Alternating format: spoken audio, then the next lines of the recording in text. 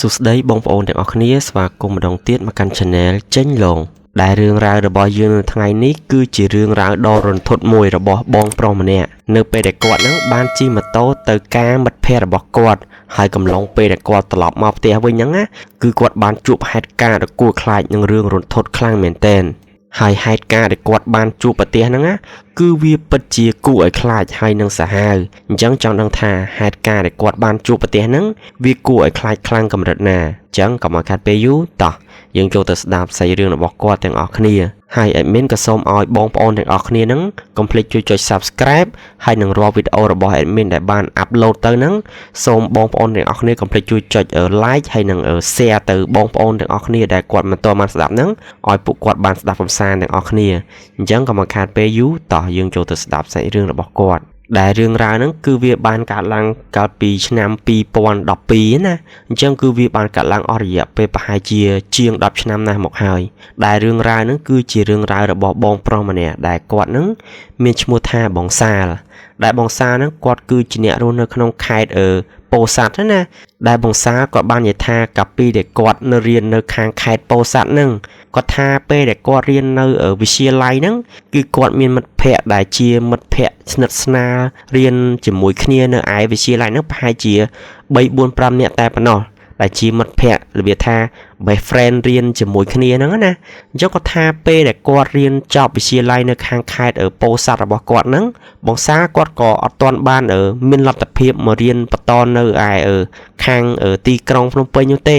ដោយសារតែគ្រួសាររបស់បងសាហ្នឹងគាត់ក៏មិនមែនជាអ្នកមានឬក៏ជាអ្នកធូធីអីដែរអញ្ចឹងក៏បងសាពេលហ្នឹងគាត់ក៏សម្រេចចិត្តថាគាត់នឹងឡើងមកធ្វើការនៅក្នុងទីក្រុងភ្នំពេញហ្នឹងដើម្បីបានលុយបន្តិចបន្តួចហ្នឹងដើម្បីផ្ញើទៅកាន់ឪពុកម្ដាយរបស់គាត់នៅឯស្រុកកំណើតហ្នឹងនៅពេលដែលបងសាគាត់ឡើងមកធ្វើការនៅទីក្រុងភ្នំពេញហ្នឹងបងសាគាត់ក៏បានជួលផ្ទះគេមកកន្លែងនៅកន្លែងក្បែរកន្លែងធ្វើការរបស់គាត់ហ្នឹងណាអញ្ចឹងកំឡុងពេលដែលបងសាគាត់មកធ្វើការនៅក្នុងទីក្រុងភ្នំពេញហ្នឹងគឺប្រហែលជាខ្ទង់3 4 ឆ្នាំហើយអញ្ចឹងបងសាគាត់ក៏អត់សូវបានមានទំនាក់ទំនងជាមួយនឹងមិត្តភ័ក្តិដែលរៀននៅវិទ្យាល័យជាមួយគ្នាហ្នឹងណាគឺពួកគាត់អត់សូវបានជួបមុខគ្នានិយាយលេងគ្នាអីច្រើនទេប៉ុន្តែការរាប់អាននិងការទំនាក់ទំនងជាមួយនឹងមិត្តភ័ក្តិរបស់គាត់នៅឯវិទ្យាល័យហ្នឹងណាគឺគាត់ចេះតែឆាតសួរនាំម្ដងម្កាលណាព្រោះដោយសារតែពួកគាត់ហ្នឹងគឺមានមិត្តភ័ក្តិស្និទ្ធស្នាលគឺវារៀងតិចណាអញ្ចឹងពួកគាត់គឺបានត្រឹមថាមកឆាតសួរនាំគ្នាសុខទុក្ខគ្នាសុខសប្បាយអត់អីអត់អញ្ចឹងទៅបន្ទាប់មកទៀតបងសាលក៏បាននិយាយថា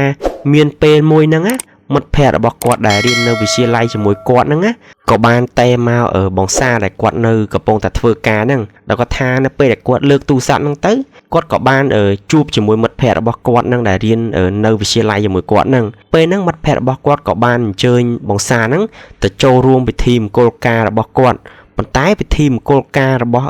មិត្តភ័ក្តិរបស់បងសាហ្នឹងណា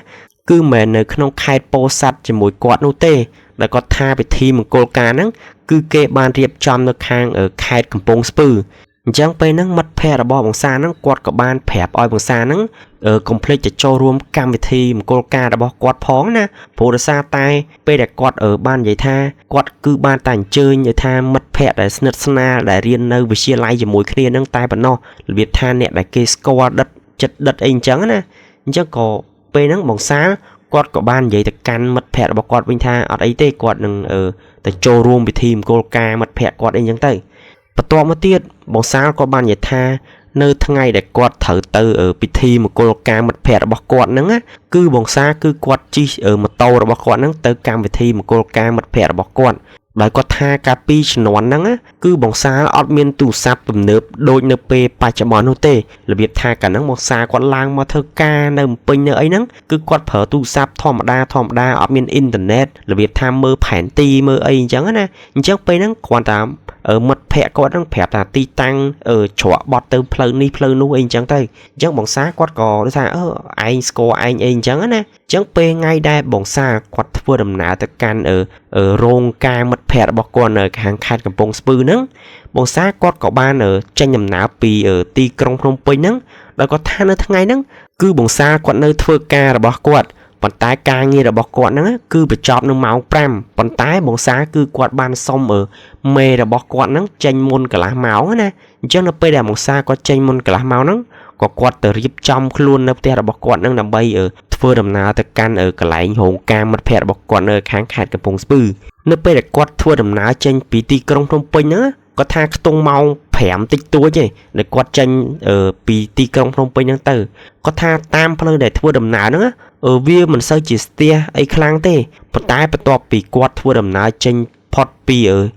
ទីក្រុងភ្នំពេញហ្នឹងណាក៏គាត់ថាពេលហ្នឹងម៉ោងខ្ទង់ដូចជា 6 កន្លះអីដែរហើយវារៀងល្ងឹតគួរសមដែរបន្ទាប់មកទៀតគាត់ក៏បានជិះទៅដល់តាមផ្លូវហ្នឹងគាត់ក៏បានសួរនាំគេថាផ្ទះរោងការមិត្តភ័ក្តិរបស់គាត់ហ្នឹងនៅភូមិនេះអញ្ចឹងណាអញ្ចឹងពេលហ្នឹង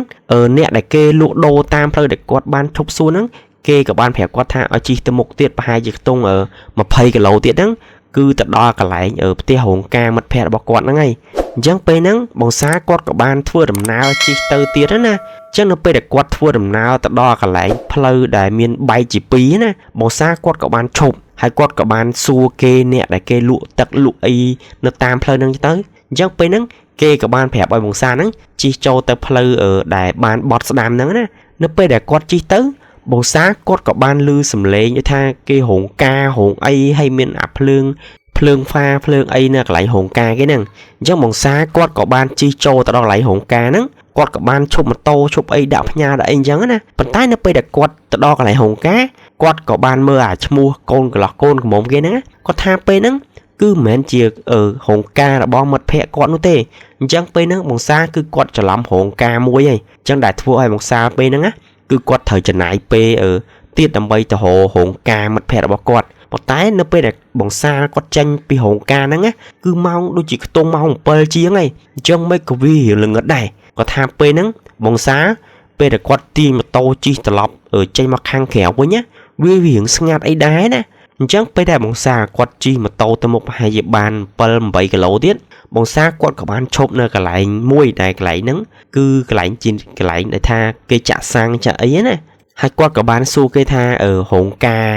ហើយកន្លែងភូមិមិត្តភ័ក្តិគាត់ឯកាហ្នឹង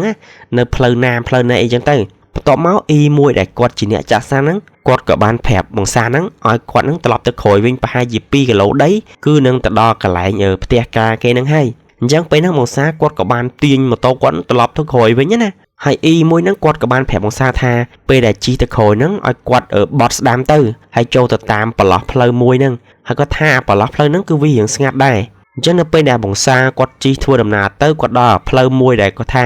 មីងមួយហ្នឹងគាត់ប្រាប់ថាឲ្យបានបត់ស្ដាំហ្នឹងគាត់ក៏ជិះបត់ស្ដាំទៅមែនហើយតាមផ្លូវក៏វាស្ងាត់ជ្រាបស្ងាត់អីអញ្ចឹងណាប៉ុន្តែនៅពេលដែលគាត់ជិះទៅគាត់ក៏បានឮសំឡេងគេចាក់ធុងបាសចាក់អីមានហ្វាមានអីហ្នឹងអញ្ចឹងគាត់ក៏បានឈប់នៅកន្លែងក្បែរកន្លែងរោងការគេហ្នឹងណាអញ្ចឹងគាត់ថានៅពេលដែលគាត់ទៅដល់កន្លែងរោងការគេហ្នឹងបងសាគាត់ក៏បានចូលទៅមើលទៅគាត់ថាពេលហ្នឹងទៅដល់កន្លែងរោងការហ្នឹងដូចជាខ្ទង់ម៉ោង 8 ជាងអីដែរហើយណាវារៀងយប់ដែរអញ្ចឹងពេលដែលគាត់ទៅដល់រោងការហ្នឹងបងសាគឺគាត់បានឃើញមិត្តភ័ក្តិរបស់គាត់ហ្នឹងគឺបានឈរនៅមុខរោងការហ្នឹងណាអញ្ចឹងពេលដែលបងសាគាត់ទៅមិត្តភ័ក្តិរបស់គាត់ហ្នឹងក៏បានសួរនាំបងសាឯងមិនក៏មករៀងយូររៀងអីអញ្ចឹងណាពេលហ្នឹងបងសាគាត់ក៏បានប្រាប់ថាឯងមិញទៅច្រឡំរោងការរោងអីគេមួយទៀតនៅម្ដុំហ្នឹងឯដែរណាអញ្ចឹងពេលហ្នឹងមិត្តភ័ក្តិរបស់បងសាហ្នឹងគាត់ក៏បានឲ្យបងសាហ្នឹងចូលទៅអង្គុយញ៉ាំអីនៅក្នុងរោងការហ្នឹងសិនទៅប៉ុន្តែនៅពេលដែលបងសាគាត់ចូលទៅញ៉ាំអីនៅក្នុងរោងការហ្នឹងអីហើយគាត់ថាពេលហ្នឹងដោយសារតែវារៀងយប់ខ្ទង់ម៉ោង 8 ជាងអីដែរហើយបងសាហ្នឹងគាត់ក៏មិនបានផឹកអីច្រើនអីដែររបៀបថាវារៀងយប់ជ្រៅណាគ្រាន់តែគាត់ទៅរបៀបថាឲ្យបានមិត្តភ័ក្តិហ្នឹងឃើញមុខឃើញអីអញ្ចឹងទៅព្រោះដោយសារតែដូចថាមិត្តភ័ក្តិរបស់គាត់ហ្នឹងគឺជាអ្នករៀននៅវិទ្យាល័យហ្នឹងជាមួយគ្នារបៀបថាមិត្តភ័ក្តិចិត្តស្និទ្ធអីអញ្ចឹងណាអញ្ចឹងក៏គាត់ចេះតែទៅឲ្យបានឃើញមុខឃើញមាត់គ្នាអញ្ចឹងទៅបន្ទាប់មកទៀតនៅពេលដែលបងសាគាត់ចេញមកវិញហ្នឹងគឺខ្ទង់ម៉ោង 9គាត់ថាពេលដែលគាត់ចេញមកម៉ោង 9ហ្នឹងគាត់បានប្រាប់មិត្តភ័ក្តិគាត់ថាឯងចេញទៅវិញឯងព្រោះស្អែកឯងត្រូវធ្វើការងារបញ្ញាប់អីឲ្យគេអញ្ចឹងណាអញ្ចឹងពេលហ្នឹងមិត្តភ័ក្តិរបស់គាត់ហ្នឹងក៏មិនបានខាត់បងសាដែរដោយសារតែនឹកឃើញថាវារៀងយប់ជ្រៅឯដែរអញ្ចឹងទៅអញ្ចឹងគាត់ក៏បានឲ្យបងសាហ្នឹងជិះទៅវិញហ្នឹងឲ្យប្រយ័ត្នប្រយែងឲ្យស្រួលបួយអញ្ចឹងណាអញ្ចឹងពេលដែលបងសាគាត់ជិះចេញទៅវិញហ្នឹង គាត់ថាតាមផ្លូវដែលធ្វើដំណើរទៅវិញហ្នឹងគឺវាស្ងាត់ខ្លាំងមែនទែនគឺអត់សូវមានឡានម៉ូតូអីជិះកាត់ច្រើនទេវាស្ងាត់ជ្រាបស្ងាត់អីអញ្ចឹងណាប៉ុន្តែនៅពេលដែលអង្សាគាត់ជិះតាមផ្លូវហ្នឹងគឺមានតាមម្នាក់ឯងហើយតាមផ្លូវស្ងាត់ជ្រាបវាថាជិះកាត់វាលកាត់អីអញ្ចឹងទៅហើយកំឡុងពេលដែលគាត់ជិះម៉ូតូជិះតាមផ្លូវហ្នឹងណាគាត់ថាពេលដែលគាត់ជិះទៅដល់កន្លែងមួយដែលជាកន្លែងហ្នឹងដូចថាផ្លូវហ្នឹងគឺវាមានស្ពានត្រូវឆ្លងកាត់អូមួយណាគាត់ថាភ្លើងម៉ូតូរបស់គាត់ហ្នឹងវាមិនសូវជាភ្លឺខ្លាំងទេតែគាត់ជិះបើកហ្វាបើកអី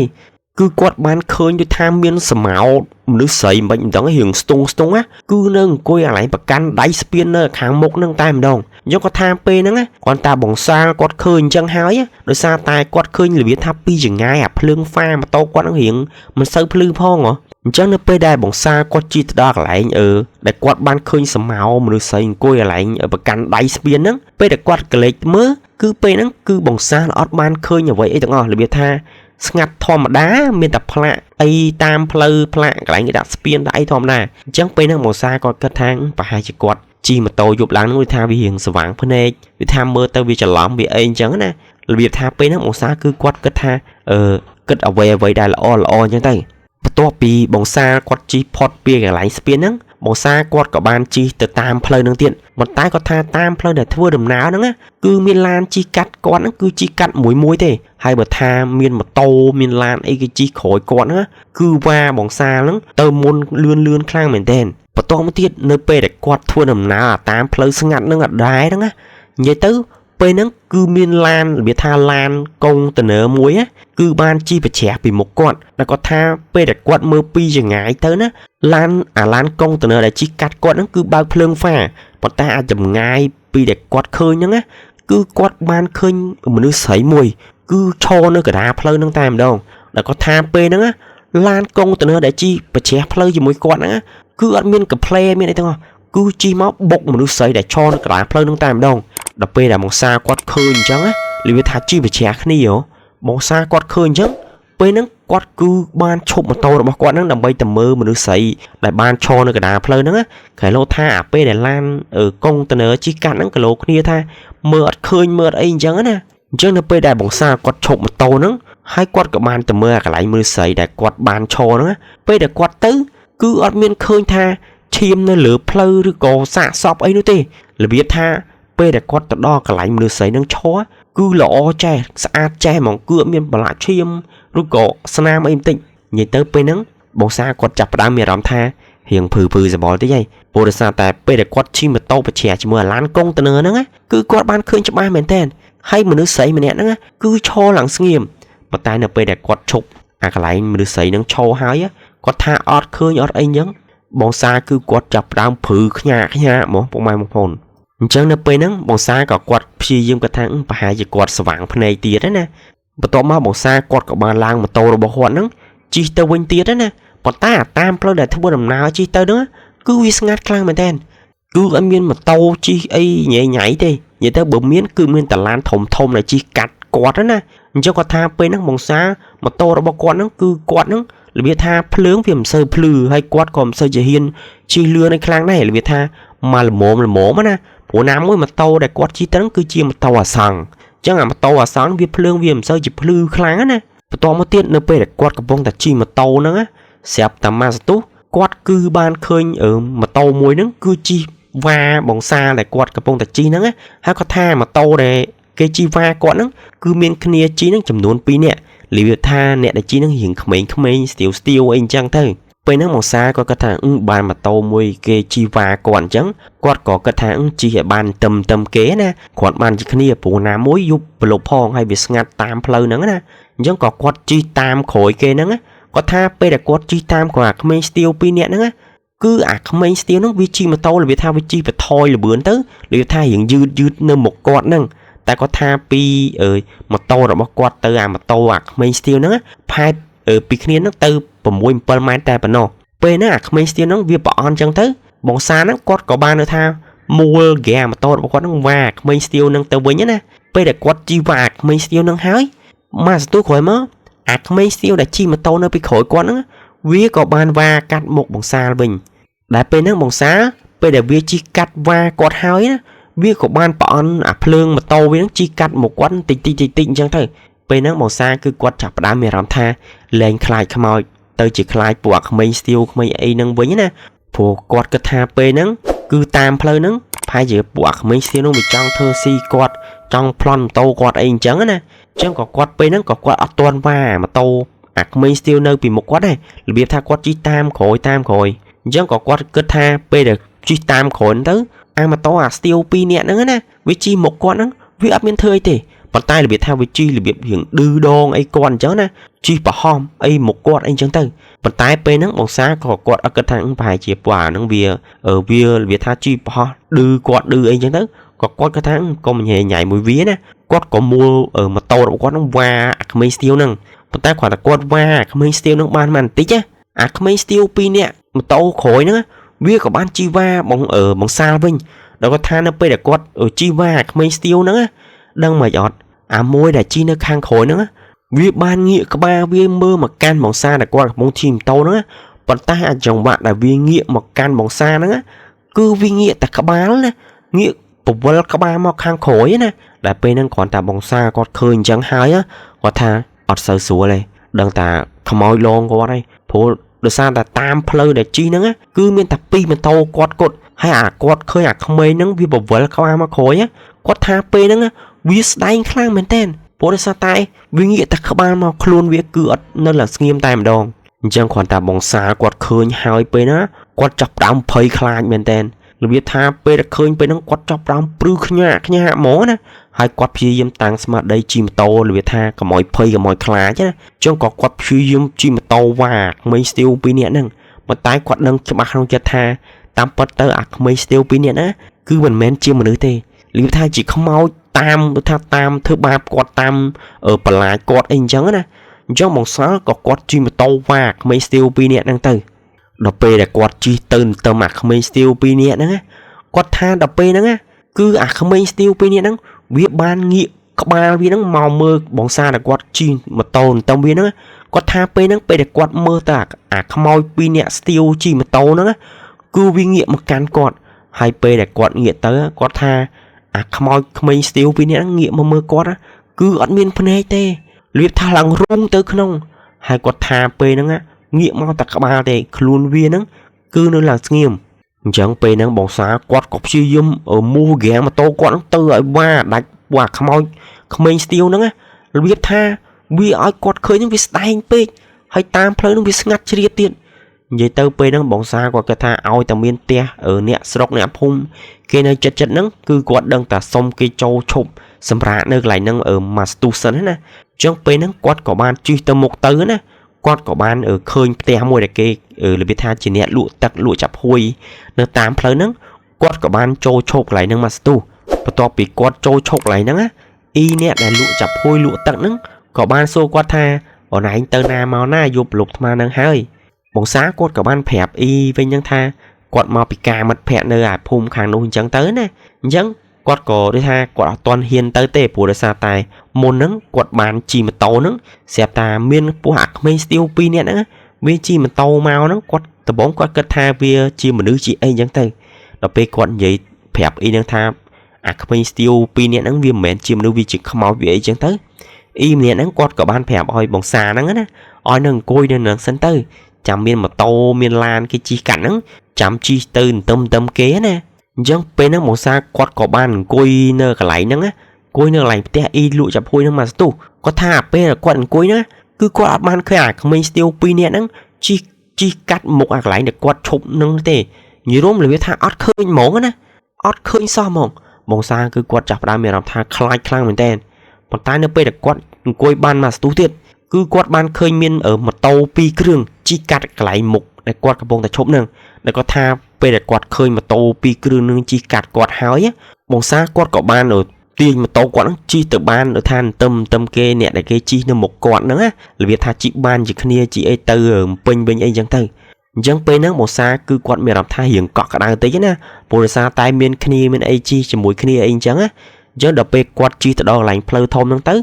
គាត់ក៏មានផ្លូវមួយបត់ទៅពេញមានផ្លូវមួយបត់ទៅខាងខេត្តណាអញ្ចឹងបងសាគាត់ក៏ជិះម៉ូតូត្រឡប់មកពេញវិញណាពេលដែលគាត់មកដល់ផ្ទះ បងសាហ្នឹងគាត់ក៏បានទុកម៉ូតូទុកអីអញ្ចឹងទៅហើយគាត់ក៏បានចូលដេកចូលអីណា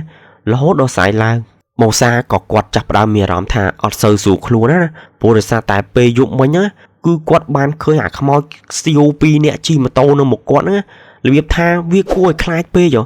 បងសាគឺគាត់ធ្លាក់ខ្លួនឈឺប្រហែលជា2 3ថ្ងៃបងសាគឺគាត់អត់បានទៅធ្វើការទេព្រោះដោយសារតែអត្តតភាពពេលដែលគាត់ឃើញនៅពេលយប់ហ្នឹងវាគួរឲ្យខ្លាចខ្លាំងមែនទែនអញ្ចឹងនៅពេលដែលបងសាគាត់រៀងធូររៀងស្រួលខ្លួនបន្តិចបងសាគាត់ក៏បានទៅវត្តដើម្បីឲ្យប្រសង់ស្រោចទឹកស្រោចអីគាត់ណាកុំឲ្យគាត់មានអារម្មណ៍ថាភ័យកុំឲ្យគាត់មានអារម្មណ៍ថាខ្លាចហើយណាមួយគាត់គិតថាបើសិនជាថាពេលដែលគាត់ឃើញអញ្ចឹងហើយកាឡូ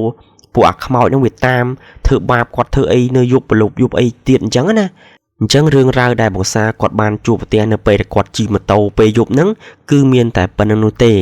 តើបងប្អូនទាំងអស់គ្នាហ្នឹងយល់យ៉ាងណាដែរចំពោះសាច់រឿងរបស់គាត់ហើយបើសិនជាបងប្អូនទាំងអស់គ្នាគិតថាសាច់រឿងរបស់គាត់គួរឲ្យខ្លាចបងប្អូនទាំងអស់គ្នាក៏អាចខមមិននៅក្នុងវីដេអូខាងក្រោមនេះបានហើយadminក៏សូមអរគុណដល់បងប្អូនទាំងអស់គ្នាដែលខំចំណាយពេលស្ដាប់សាច់រឿងរបស់យើងតាំងពីដើមរហូតដល់ទីបញ្ចប់ហើយបើសិនបើadminនិយាយទៅខុសឬក៏ប្រើពាក្យពេចន៍មិនសមរម្យខុសត្រង់ចំណុចណាមួយសូមបងប្អូនទាំងអស់គ្នានឹងខាន់តែភ័យទោសមកដល់adminផងហើយបើសិនជាបងប្អូនទាំងអស់គ្នាស្រឡាញ់ពេញចិត្តនៃការនិយាយរឿងរបស់ admin កុំភ្លេចជួយចុច Subscribe និងដាក់រូបកណ្ដឹងហើយកុំភ្លេចជួយចុច comment ឬក៏ចុច like មកកាន់វីដេអូរបស់ admin នៅពេលដែល admin upload ហ្នឹងណាហើយជាចុងក្រោយadmin មានតែពាក្យថាអរគុណបងប្អូនទាំងអស់គ្នាជូនពរបងប្អូនទាំងអស់គ្នាជួបតែសំណាងល្អសុខភាពល្អហើយសម្រាប់វីដេអូរបស់យើងនៅថ្ងៃនេះគឺមានតែប៉ុណ្្នឹងទេហើយយើងនឹងជួបគ្នានៅវីដេអូបន្ទាប់